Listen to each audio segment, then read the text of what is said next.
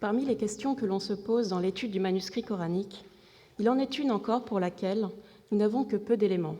Il s'agit de la question de la géographie. Où ont été copiés les manuscrits ? La géographie est pourtant omniprésente dans les propos des spécialistes. Nous évoquons souvent le palimpseste de Sanaa, les manuscrits de Fustat, l'écriture hijazi, l'écriture koufi.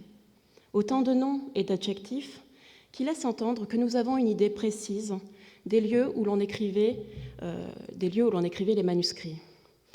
Cependant, ces emplois ne reflètent qu'une réalité partielle.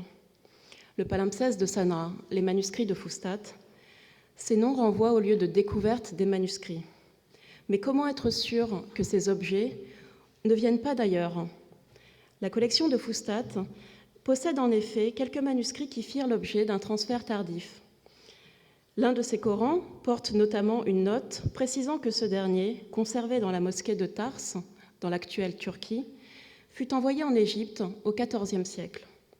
Un autre, qui est présenté ici, précise qu'il fut commandité à Damas, mais déposé en bien de main morte au Caire. En plus de ces témoignages directs, une quantité de récits tirés de la littérature arabe montrent que les voyages d'hommes et de livres étaient courants dans le monde musulman. Ainsi, le lieu de découverte peut-il encore nous aider à déterminer l'origine des manuscrits ? Fort heureusement, d'autres informations peuvent être exploitées dans notre quête. C'est dans la littérature arabe des 9e et 10e siècles que nous allons trouver l'essentiel des données géographiques relatives au Coran et à sa copie. Je distinguerai ici deux types d'informations. Les informations relatives à l'aspect formel des manuscrits et les informations s'intéressant au contenu, au texte coranique lui-même. Les premières, l'aspect formel, sont exclusivement conservées dans l'ouvrage d'un bibliophile irakien du Xe siècle, Al-Nadim. Il s'agit ici plus d'une allusion à des styles graphiques régionaux que d'une description précise. C'est sur cette question paléographique que sera centrée mon intervention aujourd'hui, étant donné le rôle essentiel de la paléographie dans l'identification des manuscrits. Le deuxième type d'information, qui ne sera donc pas abordé ici, mais qui est tout autant important, concerne le texte coranique. Il est bien plus vaste, car traité par de nombreux auteurs et utilisé à diverses fins. Il est aussi plus ancien, car les premiers ouvrages sur ce sujet remontent au 8e siècle. Cette littérature associe les diverses variations textuelles, variations orthographiques, variations d'emplacement des césures de versets, variations de lecture. Donc associe ces variations textuelles à des écoles régionales spécifiques. L'objectif de cette communication sera donc de présenter d'abord les outils de la paléographie coranique, puis de proposer quelques remarques sur la géographie des écritures à époque ancienne. L'unique source ancienne mentionnant l'existence de styles paléographiques est le Fihrist, titre que l'on pourrait traduire par catalogue. C'est une sorte d'encyclopédie culturelle, compilée entre 987 et 988. Elle réunit à la fois des titres d'ouvrages anciens sur les sujets les plus divers, des biographies d'auteurs, mais aussi des récits sur, par exemple, les langues parlées ou encore, ce qui nous intéressera particulièrement, les écritures. Son auteur, Al-Nadim, est fils d'un libraire de Bagdad. Il semble avoir passé toute son existence dans les bibliothèques de la ville, exerçant pendant un temps le métier de secrétaire. Dans son propos sur les écritures archaïques, Al-Nadim mentionne les 4 écritures arabes les plus anciennes. D'abord, celle de la Mecque, puis celle de Médine, celle de Basra et enfin celle de Koufa. S'ensuit un paragraphe sur les écritures des manuscrits, autrement dit celle du Coran, qui reprend le même développement. La Mecque, Médine, ici divisée en 3 variétés différentes, la ronde, la triangulaire et la composite, Koufa et Basra, les 2 dernières étant ici inversées. Cette distinction entre écriture arabe et écriture des manuscrits est essentielle. même si finalement toutes deux suivent le même développement. Mais elle suppose en effet que l'on n'écrit pas les manuscrits comme l'on écrirait une lettre de tous les jours. D'autres récits de la tradition islamique le confirment. L'écriture des manuscrits est dès le départ une affaire de copistes professionnels. Revenons au récit. Seules les deux premières écritures, celle de la Mecque et celle de Médine, bénéficient d'une description. Mais cette description a toutefois fait l'objet de diverses interprétations. En 1805, Sylvestre de Sacy est le premier à la mentionner. Il retient que, je cite, « les élifs y sont inclinés vers la droite et qu'en général, la figure des lettres y est un peu couchée. » Environ 150 ans plus tard, Michael et Amari reprend à quelques mots près l'interprétation de Sylvestre de Sacy pour décrire ce qu'il appelle les écritures du Hejaz. D'autres interprétations vont suivre outre-Atlantique. Chez Nabia Abbott, Bayard Dodge et Estelle Whelan, la première partie du texte ne concerne plus l'inclinaison de l'alif, mais décrit plutôt le retour de sa base vers la droite.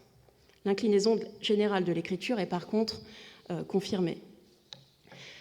Quant aux autres écritures mentionnées par Al-Nadim, celles de Koufa et celles de Basra, nous n'avons pas la moindre description.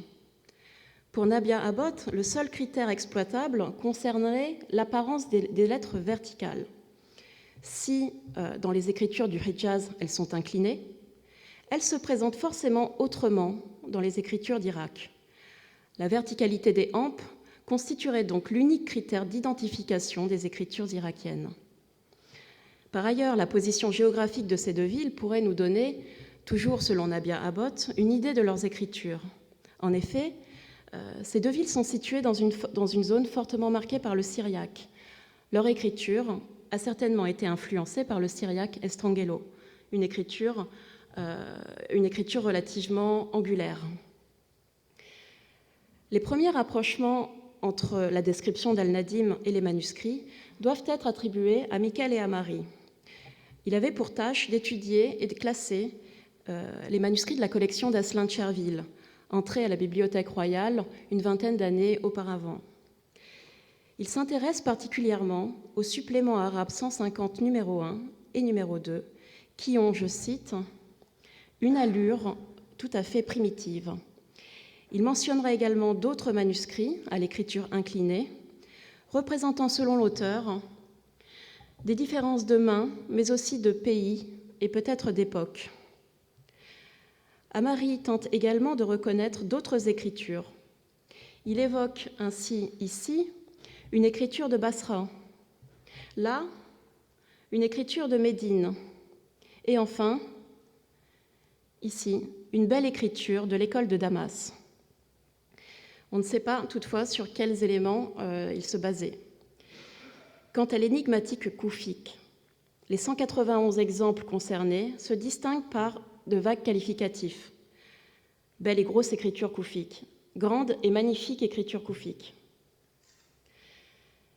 Après lui, en 1939, Nabia Abbott, qui consacre une étude aux fragments de la collection de Chicago, pense elle aussi reconnaître une variété évoluée de l'écriture mécoise dans 7 de ces fragments, mais également dans le 328 du catalogue parisien, le fameux supplément arabe 150 de Michael et Amari. Également dans le manuscrit de Londres, à gauche, et enfin dans quelques clichés de manuscrits égyptiens photographiés par Bernard Moritz au Caire. La classification des autres écritures koufiques est plus poussée que celle de Michael et Amari. Pour ces fragments en koufique, elle propose d'abord des rapprochements avec d'autres fragments, puis une courte description à la fois de l'allure générale de l'écriture, mais aussi de la forme spécifique de certaines lettres. Voilà donc dans les grandes lignes les fondements de la paléographie coranique. Ce n'est que dans les années 80, avec le travail de François Desroches, que les outils du paléographe vont commencer à s'affiner. En s'inspirant de la méthodologie de Michael et Amari et Nabia Abbott, la description générale de l'écriture plus la forme spécifique de certaines lettres, François Desroches va mettre au point une grille paléographique permettant de classifier les écritures avec davantage de précision. Il délaisse enfin l'appellation obscure de Koufik, au profit de groupes nommés par des lettres A, B, C, D, E, qu'il réunira dans un ensemble appartenant essentiellement à la période abbasside. Au sein de ces groupes, il identifie des évolutions internes, 1, 2, 3, une sorte d'amélioration stylistique qui trahit peut-être un décalage chronologique. Bien qu'il n'aborde pas la question géographique, sa division en groupes ne sous-entend pas pour autant un développement linéaire, strictement chronologique, comme le dit Scheler. D'ailleurs, les fourchettes de datation qu'il attribue à ces groupes se chevauchent régulièrement. Ainsi, si nous regardons B1 et C1, ils se seraient développés au même moment, au 8e siècle. De même pour B2, C3 et D, qui se seraient développés au 9e siècle. Il est donc possible que ces styles se soient développés en même temps, mais dans des régions différentes de l'Empire islamique. Une première approche de la géographie des manuscrits pourrait commencer en exploitant les informations les plus fiables, qui nous semblent les plus fiables, autrement dit celles qui nous sont les plus proches. Dans la plupart des cas, nous connaissons en effet les provenances des manuscrits, juste avant qu'ils n'intègrent les collections mondiales. Les manuscrits de Paris, Gotha et Saint-Pétersbourg viennent de Fustat. Une partie des manuscrits d'Istanbul vient de Damas. Celle de Sanaa a été découverte sur place. Au total, nous avons 4 fonds de manuscrits, Kairouan, Fustat, Damas et Sanaa. 4 mosquées qui accumulèrent au fil des siècles des manuscrits devenus inutilisables. Pour le fonds de Kairouan, il s'agit vraisemblablement d'une importation de Fustat au Xe siècle. Comme nous l'évoquions au début, certains de ces manuscrits sont des produits d'importation, mais les attestations dont nous disposons sont relativement tardives. Ces transferts étaient-ils aussi fréquents au cours des 3 premiers siècles? N'y a-t-il pas eu une production locale? Nous allons proposer un premier état des lieux d'après l'observation des écritures et leur répartition dans les différents fonds. En parcourant les 3 fonds de manuscrits, on associera ici Kairouan à Fustat pour les raisons données plus haut, on remarque que la plupart des grandes familles paléographiques sont bel et bien présentes dans tous les fonds de manuscrits. Parmi celles-ci, la graphie Hijazi est représentée à Fustat, Damas et Sanaa. Il en va de même pour les graphies B, les graphies C et les graphies D. Cependant, on relève quelques exceptions, montrant que l'on a pu avoir des écritures plus localisées. Le style O1, Omeyyade I, premier développement d'un style d'écriture datable au début du 8e siècle. Ce style est attesté principalement à Damas et dans une moindre mesure à Fustat. Mais nous n'avons pas d'exemple à Sanaa. Autre exemple datable de la même période, le style A. Bien représenté à Fustat, on en trouve quelques exemples à Damas, mais là encore, aucun à Sanaa. Assurément en lien avec cette écriture, ce style spécifique, proche de A, a été découvert en 2 ou 3 exemplaires uniquement en Égypte. Enfin, on recense un nombre important de manuscrits horizontaux, de plus petit format, présentant les mêmes caractéristiques que A. Là encore, tous viennent d'Égypte. Le style paléographique n'est pas l'unique dénominateur à cet ensemble. D'autres particularités, comme le procédé de fabrication du codex, le système de ponctuation ou encore l'orthographe, confirment l'appartenance à une même tradition locale. S'il y a bien eu des traditions locales d'écriture, encore actives au début du 8e siècle, elles semblent disparaître au cours de ce même siècle, peut-être absorbées par un mouvement d'uniformisation des écritures. Quelques manuscrits pourraient refléter cette période de transition. Ce manuscrit, conservé au Caire, vient de Fustat. Il associe au moins 3 copistes. Le premier, celui que vous avez sous les yeux, adopte un style de transition entre l'écriture Omeyyade II et l'écriture C1.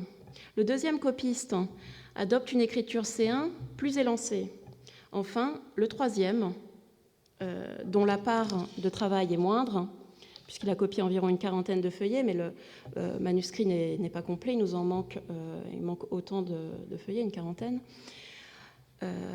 Ce copiste emploie un style complètement différent. Il emploie le style A. Il intervient à 2 reprises vers la fin du manuscrit. D'autres manuscrits provenant de la même époque, provenant probablement de la même époque, réunissent des copistes aux traditions graphiques différentes. Là encore, le Codex Medina 1a ou encore ce manuscrit de Sanaa. Preuve que la pratique d'associer plusieurs graphies différentes était relativement courante encore au début du 8e siècle. Ce rapide état des lieux paléographique témoigne de plusieurs faits quant à la géographie des manuscrits. Au cours des 3 premiers siècles de l'islam, la plupart des styles d'écriture ont connu une diffusion assez large dans l'Empire. Peut-on expliquer cette diffusion ? Est-ce que les copistes ont voyagé ? S'agit-il d'une diffusion de manuscrits à des fins propagandistes ou de transferts tardifs ? D'après mon hypothèse, plusieurs éléments s'accordent en faveur d'une diffusion ancienne de manuscrits modèles. J'illustrerai ici mon propos par des exemples appartenant essentiellement à la première moitié du 8e siècle. C'est au cours de cette période, donc au début du 8e siècle, que naissent les différents styles, les styles paléographiques succédant au Hijazi. Si l'on tente d'établir une typologie de ces écritures, on voit clairement qu'il n'y a pas de cloisonnement entre elles. Par exemple, la typologie du groupe C1 réemploie des éléments du Hijazi, des éléments du style A, du style O et du style B1. En réalité, aucun de ces groupes n'adopte une typologie fixe. Nous avons plutôt pour chaque style des formes de lettres qui connaissent une forme générique, autrement dit une norme, une forme normative, et une forme qui est la plus fréquente, et des formes alternatives, des variantes de lettres, de formes, qui apparaissent ici et là. Et c'est en observant ces variantes de formes que l'on parvient à identifier l'influence d'autres styles d'écriture. Preuve que les copistes fréquentaient ces autres styles. Mes observations du groupe C1 montrent par ailleurs que la fréquence de ces formes alternatives pourrait être liée au format des manuscrits. Ainsi, plus le manuscrit est grand, plus l'on respectera la forme générique. Inversement, les manuscrits de plus petite taille, présentent des variantes plus nombreuses. Cette situation concorde donc avec l'hypothèse d'une diffusion de modèles dans les provinces de l'Empire. Nous ne savons pas encore comment fonctionnait ce processus de diffusion au début du 8e siècle. Si l'on en croit les récits de la tradition, il s'agirait d'une diffusion de grande envergure. Une première diffusion de ce genre, d'après la tradition, serait l'œuvre de Othman ibn Affan, aux alentours de 650. Une seconde aurait été commanditée par Al-Hajjaj vers 695. Enfin, une troisième est attribuée au calife abbasside al-Ma'moun, qui régna au début du IXe siècle. Si ce genre de diffusion à large échelle a bel et bien eu lieu dès le milieu du VIIe siècle, comment expliquer la multiplication des styles graphiques employés pour copier le Coran ? J'évoquerai pour conclure l'hypothèse d'un autre mode de diffusion, celle d'une diffusion provinciale, basée sur l'exemple de la diffusion de la monnaie. L'histoire de la monnaie omeyyade est encore mal connue aujourd'hui. Plusieurs chercheurs, notamment Raoul Curiel et plus récemment Michael Bates, ont tenté d'apporter quelques précisions sur les processus d'élaboration et de diffusion monétaire durant cette période. Leurs travaux insistent surtout sur le rôle de la province et non de l'Empire dans la diffusion des modèles. Ainsi, des modèles étaient créés à Damas, puis envoyés dans les provinces syriennes, mais également vers d'autres ateliers frappant des monnaies d'or, soit l'Égypte et le Hijaz. Il y avait une mine d'or au Hijaz. Un deuxième centre, Basra ou Koufa, puis Wassit, joua également un rôle central dans l'élaboration des modèles, qui étaient exportés principalement dans les régions iraniennes de l'Empire. Bien que l'analyse paléographique soit rendue difficile par la taille du support, Notons toutefois que des variantes stylistiques apparaissent entre les deux productions, la forme du Ha est notamment une variante intéressante. Les manuscrits semblent confirmer qu'il y a eu, avant la fin du 7e siècle, une première diffusion de modèles coraniques. Est-ce l'œuvre de Osman ou d'Al-Hajjaj? Nous n'en savons rien. Toutefois, la pluralité de la transmission à cette époque, tant dans la forme que dans le fond, invite à envisager le processus de diffusion des manuscrits coraniques, davantage sur le système monétaire que sur le schéma élaboré par les récits traditionnels. Merci.